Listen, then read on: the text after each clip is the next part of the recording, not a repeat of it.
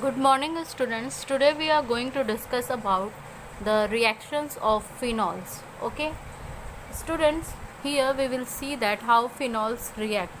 Basically what happens, phenols perform many reactions and some of them are like electrophilic aromatic substitution, like Kolbe reactions, Riemer-Tiemer reaction, reaction of phenol with zinc dust, and oxidation of phenol.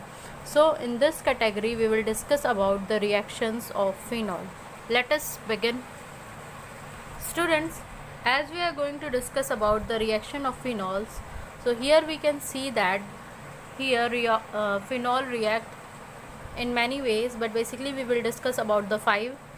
The very first is electrophilic aromatic substitution. Students, from the word it is clear that it is a electrophilic aromatic substitution. Okay, so students word से ही आपको clear है कि ये कैसा reaction है, ये एक electrophilic aromatic substitution है. So students, what happens whenever you will see phenol, you can see that there is a resonance stabilized structure. Okay, वहाँ पे क्या होता है, एक रिजोनेटिंग स्ट्रक्चर का फॉर्मेशन होता है OH ग्रुप की वजह से. ओके, और ये क्या कर देता है, एक्टिवेट कर देता है बेंजीन रिंग को टुवर्ड इलेक्ट्रोफिलिक सब्सटीट्यूशन. ये बेंजीन रिंग को अट्रैक्ट करता है toward electrophilic substitution. Okay, and also it direct the incoming group to ortho and para position. और क्या होता है, इसकी वजह से जो इनकमिंग ग्रुप है वो कहाँ पे आता है, ऑर्थो पोजिशन पे आता है और पैरा पोजिशन पे आता है. How you can see this student, suppose this is a phenol OH. Okay, and this is the bonds. So students, you all know that here in OH there is lone pair of electron. So the lone pair of electron will attracted and this pi bond will shift to this carbon atom. Then what will happen, you will see another resonating structure where you can see here is the negative charge at ortho position and here becomes double bond. O will be positive and this bond will be like this. Then students, what happens in the next step, this pi bond negative charge shift to this carbon, this resulting in pi bond, and this pi bond shift to this carbon atom. Then also one more resonating structure is formed, which you can understood like this. Here you can see OH plus and here will be double bond, here will be double bond, here will be negative charge. Okay, so students, again this negative charge will come to this pi bond and this pi bond will shift to this carbon. So in this diagram you basically see that the electron density is maximum at ortho and para position. Okay, so that's why the electrophilic substitution of basically phenols is ortho para directing. मतलब students, अगर phenols का reaction हम किसी भी reagent के साथ कराते हैं, बेसिकली जब इलेक्ट्रोफिलिक सब्सटीट्यूशन की बात करें तो उनमें जो प्रोडक्ट होगा वो ऑर्थो और पैरा पोजीशन पे आएगा. एंड स्टूडेंट्स, जो इलेक्ट्रोफिलिक सब्सटीट्यूशन है, एरोमेटिक सब्सटीट्यूशन है, वो दो तरीके से फिनॉल्स में देखे जाते हैं, एक नाइट्रेशन, एक halogenation. So we will discuss about them clearly. So let us discuss about the very first, that is nitration. Students, you all know about this. We have studied this in haloalkanes and haloarenes also. So here also the phenol is reacted with dilute nitric acid at low temperature and yields a mixture of ortho and para nitrophenol.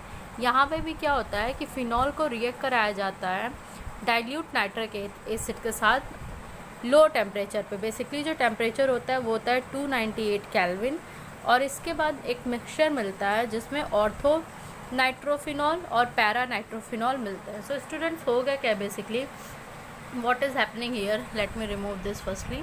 What is happening here, suppose we are taking phenol, हमने phenol लिया.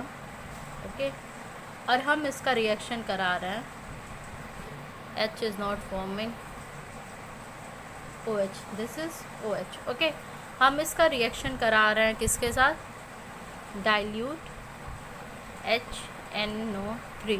Okay, and our temperature is 298 Kelvin. Now students, what will happen, ortho and para nitrophenol will form. two product, or you can basically say that mixture of ortho and para nitrophenol will form. So here it will be, this is phenol, and at ortho position nitro group will be there. Similarly the other will be the mixture, that is here also phenol will form and nitro group will be at para position. Okay, what is given in this diagram you can see in this page also. We are taking phenol and reacting it with dilute nitric acid and at 298 Kelvin, then ortho nitrophenol and para nitrophenols are formed. Students, here you have to remember one thing. यहाँ पे students आपको एक चीज़ ध्यान में देनी है कि हम जो ऑर्थो और पैरा आइसोमर्स जो फॉर्म हो रहे हैं इनको स्टीम डिस्टिलेशन से हम लोग सेपरेट कर सकते हैं. We can separate them through steam distillation. और स्टूडेंट्स यहाँ पे एक और चीज़ आपको कंसिडर करनी है कि अगर हम ऑर्थो नाइट्रोफिनॉल की बात करें तो यहाँ पे इंट्रामोलिकुलर एच बॉन्डिंग होती है, और अगर हम पैरा नाइट्रोफिनॉल की बात करें तो यहाँ पे इंटरमोलिकुलर एच बॉन्डिंग होती है. Students, I have also told you earlier about this. Intra means with in the compound. तो यहाँ पे क्या हो रहा है, उसी कंपाउंड के अंदर ही हाइड्रोजन बॉन्ड का फॉर्मेशन हो जा रहा है. But in case of para nitrophenol the bond is form between two other compounds. That is same compound but two compounds are commonly attached. Okay, यहाँ पे आप देख सकते हैं यहाँ पे भी पैरा नाइट्रोफिनॉल है, यहाँ पे भी पैरा नाइट्रोफिनॉल है. ये आपस में किससे लिंक है, इस हाइड्रोजन बॉन्ड से. And in this compound that is ortho nitrophenol, आप यहाँ देख रहे हैं इसी कंपाउंड में हाइड्रोजन बॉन्ड का फॉर्मेशन हो गया है. Okay, so this is about the very first that is nitration. And one more thing students, अगर आपको ये प्रोडक्ट नहीं चाहिए, मतलब मिक्सचर नहीं चाहिए ऑर्थो और पैरा नाइट्रोफिनॉल का, so we can change the reactant. हम रिएक्टेंट भी चेंज कर सकते हैं. That is with concentrated nitric acid phenol is converted to 2,4,6 tri nitrophenol. मतलब अगर हम डाइल्यूट नाइट्रिक एसिड की जगह कॉन्क नाइट्रिक एसिड का यूज़ कर लें तब क्या हो जाएगा, हमें एक ortho para substituted nitro group मिलेगा जो कि क्या है 2,4,6 tri nitrophenol. Then we will obtain a substituted phenol that is 2,4,6 tri nitrophenol. Okay, now students, let us see the second, that is halogenation. Students, halogenation you all know, that is addition of halogen group. So here what happened, whenever we treat the phenol with bromine and different products are formed. Okay, if the experimental conditions are different. जब हम experimental conditions को differ करेंगे तो different products का भी क्या होगा, formation होगा. The very first is simply whenever we react phenol with bromine in CS2, okay, which is a less polar solvent, what happens, a mono substituted phenol is formed. Okay, basically it is mono bromo phenol because one bromo group is there. So here again there will be a mixture of two, the ortho bromophenol and the para bromophenol, and para bromophenol will be the major product.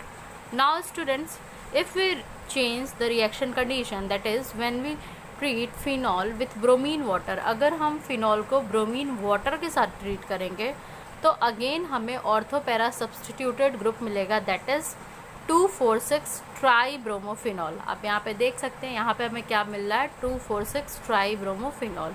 Now students, let's talk about the second that is Kolbe reaction. अब हम Kolbe reaction की बात करेंगे. Students, यहाँ पे आपको basically क्या देखना है, जब हम फिनॉल का रिएक्शन करा देते हैं सोडियम हाइड्रोक्साइड के साथ तो फिर ये फिनॉक्साइड आयन का फॉर्मेशन करता है. फिर उस फिनॉक्साइड आयन को हम जब कार्बन डाइऑक्साइड के साथ एसिडिक मीडियम में ट्रीट करते हैं तब हमें सैलिसिलिक एसिड मिलती है. Here you have to remember only the structure of salicylic acid. This is salicylic acid. ये आपको याद रखना इंपॉर्टेंट है. Okay, because students in your exam it is asked that give the reaction for formation of salicylic acid and also give the reaction of formation of सैलिसल्डिहाइड.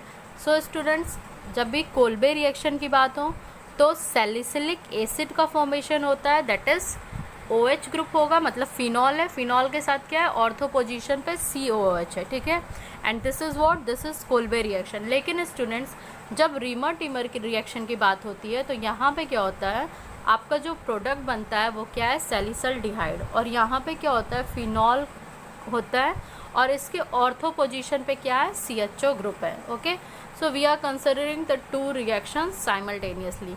In Kolbe reaction, salicylic acid formation takes place, and in Rimmer-Timmer reaction, salicylaldehyde takes place. Okay.